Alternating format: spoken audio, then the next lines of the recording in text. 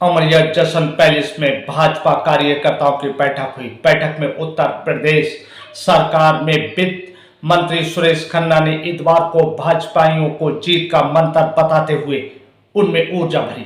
कहा कि 19 अप्रैल जिला पीलीभीत में मतदान होगा। हमारे पास कुछ ही दिन बाकी हैं। सभी बूथ सेक्टर प्रभारी और जनप्रतिनिधियों को अपने अपने क्षेत्र में लोगों के बीच जाना है, ज्यादा से ज्यादा लोगों से संपर्क करना है, साथ ही अपने क्षेत्र में चिन्हित करे गए लाभार्थियों से संपर्क करें।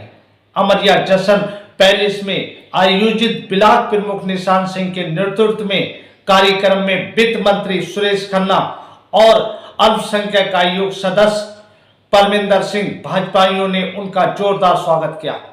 वित्त मंत्री सुरेश खन्ना ने क्षेत्र से आए हुए बूथ सेक्टर प्रभारी और जनप्रतिनिधियों और ग्रामीण क्षेत्र से आए हुए लोगों से संबोधित करते हुए कहा कि क्षेत्र में चिन्हित किए गए लाभार्थियों से संपर्क करें।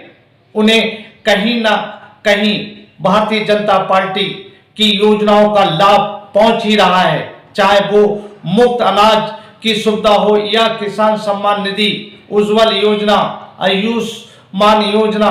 हमें उनको अपनी योजनाओं के बारे में याद दिलाना है, उसके पहुंचे लाभ का भी उनको याद दिलाना है और इन्हीं योजनाओं के दम पर हम उनसे वोट मांगना है। सभी समाज के लोगों से जाकर मिलेंगे, बात करेंगे तो निश्चित ही वे भारतीय जनता पार्टी के प्रत्याशी कैबिनेट मंत्री जितिन प्रसाद को वोट करेंगे। इसके बाद संबोधित करते हुए कहा कि जिस जिस क्षेत्र के वहां बूथ कार्यकर्ता और सेक्टर प्रभारी हैं, उन्हें अपने क्षेत्र के सभी बूथों पर जीतना है। प्रत्येक बूथ में हमें अपनी मतदान प्रतिशत को भी बढ़ाना है। ये सुनिश्चित करना है कि ये जिम्मेदारी सभी की है। उन्होंने अपने अपने क्षेत्र में मतदान प्रतिशत बढ़ाना है और अपने बूथ को जिताना है। जब सभी प्रतिनिधि का बूथ जीतेगा तो हम पूरी लोकसभा जीतेंगे, हमारे जितिन प्रसाद सांसद बनेंगे। ये सुनिश्चित करना है, आप सभी की जिम्मेदारी है। वित्त मंत्री सुरेश खन्ना ने बताया कि कौन ज्यादा बेहतर तरीके से किससे ज्यादा चलाएगा। 5 साल के लिए मोदी जी को मौका मिला। उन्होंने संसद जाते वक्त एक ही बात कही थी कि हमारी सरकार गरीबों को प्रति समर्पित रहेगी। गरीबों को कि मोदी जी 2014 में प्रधानमंत्री बने और हिंदुस्तान को सबसे ज्यादा प्राथमिकता और बुनियादी जरूरतें उन्होंने, चाहे शौचालय हो, चाहे आवास हो, चाहे आयुष्मान कार्ड के द्वारा लोगों का इलाज हो, और चाहे किसान सम्मान निधि हो, चाहे सौभाग्य योजना के तहत बिजली का कनेक्शन हो, चाहे गैस का कनेक्शन हो, ये सब बातें प्रधानमंत्री जी ने अपने एजेंडे में रखी और उसको पूरा किया। अगर आजादी के तुरंत बाद कांग्रेस देहात के ऊपर ध्यान देती, अपने बजट का अधिकांश पैसा देहात पर खर्च करते, तो शायद देहातों से, ग्रामीण क्षेत्र से पलायन नहीं होता और शहरों में इतना कंजेशन नहीं होता। किया क्या? सन 52 में जो पहली बार बजट आया उसमें 17% पैसा देहात पर खर्च किया गया और 83% पैसा बड़े बड़े शहरों पर, दिल्ली, बंबई, कलकत्ता, मद्रास पर खर्च होने का क्वांटिफाई किया गया।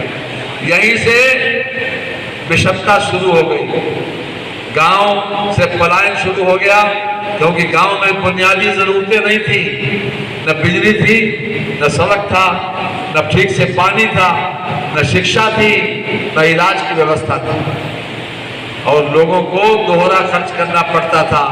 गांव में भी अपना परिवार रखते थे और एक परिवार के वो बच्चे जो पढ़ने वाले थे उनको शहर में रखते थे। आदमी इसी उद्योग में लगा रहा कि अपनी बुनियादी जरूरतों को कैसे पूरा करें। तरक्की रह गई नहीं हो पाई तरक्की। लेकिन आज मुझे कहते हुए खुशी है कि पिछले 10 वर्षों में जो आपके सहयोग और समर्थन से सरकार बनी, उसने हिंदुस्तान की बुनियादी जरूरतों को पहले पूरा किया और देश के सामने जो चुनौतियां थी, जो बड़ी बड़ी समस्याएं थी, उसको टाला नहीं, उसको खिसकाया नहीं, उसको फेस किया। और इसीलिए मोदी जी की लोकप्रियता 10 साल सरकार चलाने के बाद पहले के मुकाबले में बढ़ी है। आज खेती और किसानी से वास्ता रखने वाले लोग ये अच्छी तरह समझते हैं कि मृदा परीक्षण से लेकर जमीन की किस्म का परीक्षण से लेकर और फसल बीमा योजना तक हर मामले में उन्होंने न केवल ध्यान दिया, बल्कि जो भी चुनौतियां हमारे सामने आई उसका समाधान भी किया। आप सोचिए, नीम कोटक यूरिया खाद की समस्या, पहले रात रात भर आपको खाद के लिए लाइन में लगना पड़ता था और उसके बाद लाठी चार्ज भी होता था, तब कहीं जाके तो वो कट्टे खाद खरीद पाते थे।